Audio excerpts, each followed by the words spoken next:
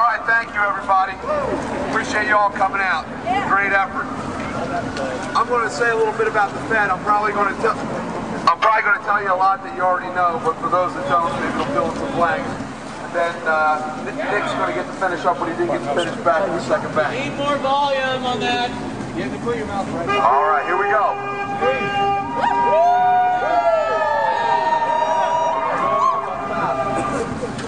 Gotcha.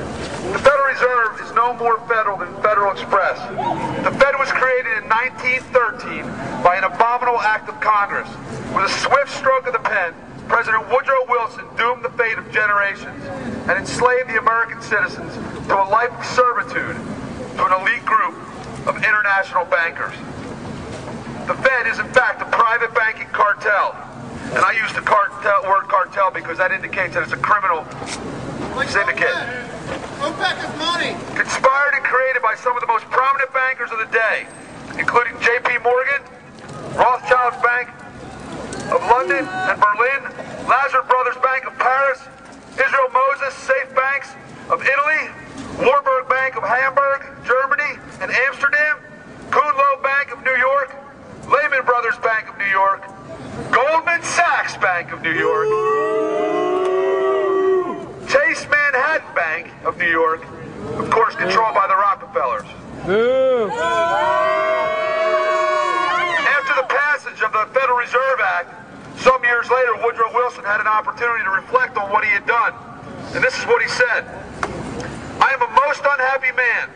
I have unwittingly ruined my country. The great industrial nation is controlled by its system of credit.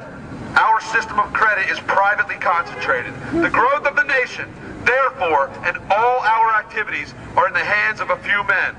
We have come to be one of the worst ruled, one of the most completely controlled and dominated governments in the civilized world.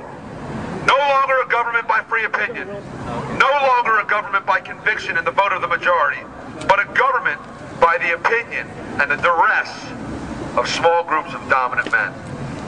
Woodrow Wilson, that was him reflecting on the passage of the Federal Reserve Act.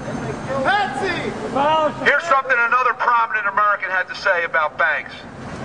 If the American people ever allow private banks to control the issue of their currency, first by inflation, then by deflation, the banks will deprive the people of all property until their children wake up homeless on the continent their fathers conquered. The issuing power should be taken from the banks and restored to the people to whom it properly belongs. President Thomas Jefferson.